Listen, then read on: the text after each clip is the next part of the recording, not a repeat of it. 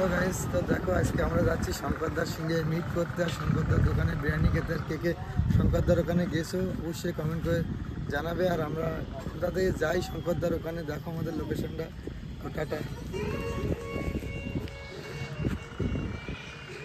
So guys দেখো, আজ দেখতে দেখতে চলে আসলাম শঙ্করদার বিরিয়ানির দোকানে। শঙ্করদা যে নতুন বিরিয়ানির দোকান দিয়েছে, আর শঙ্করদার এখানে দেখা করতে আসবো বলে সেই খুশিতে আমরা বেরিয়ে পড়লাম শঙ্করদার এখানে বিরিয়ানি খেতে। তো অবশেষে শঙ্করদা কখন আসবে, আর শঙ্করদার এখানে কত ভিড় জমে গেছে দেখো। আর শঙ্করদা কখন আসবে আমরাও সেই অপেক্ষা করতে করতে ফাইনালি শঙ্করদা তো আমার পাশেই আছে। আর শঙ্করদা কি বলছে তোমরা নিজের মুখেই গাইস, তোমরা যারা যারা এই ভিডিওটা দেখছো অবশ্যই like comment share and subscribe করে দিও। আর দাদারা অনেক দূর থেকে এসেছে, সুন্দরবন থেকে।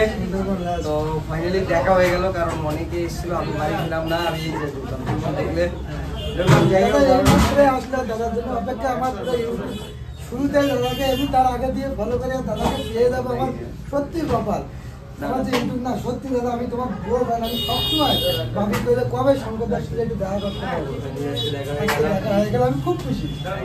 চলো আমরাও কোনোদিনও সুন্দরবনে গেলে দেখা হবে। অবশ্যই দাদা চাই, দাদা আমার সাথে সুন্দরবনে যাক। আর যারা আমার সুন্দরবনে যারা আছে দাদাকে দেখে নাও, দাদা অবশ্যই সুন্দরবন যাবে। কথা দিয়েছে অবশ্যই আমি যাবো, কারণ আমার অনেক ইচ্ছে আছে সুন্দরবনে যে একটু ঘোরার, নৌকোয় করে ঘোরা, একটা আলাদাই ফিল ওখানে গিয়ে। চলো আমি সবাই তখন এনজয় করবো, একদম একটা আলাদাই। শঙ্করদার সঙ্গে কথা শেষ করে আমরা একটু বিরিয়ানি খেতে লেগে পড়লাম। আর বিরিয়ানি তো খুবই টেস্টি। আর কে কে দোকানে বিরিয়ানি খেতে তো অবশ্যই কমেন্ট করে জানাও। টাটা।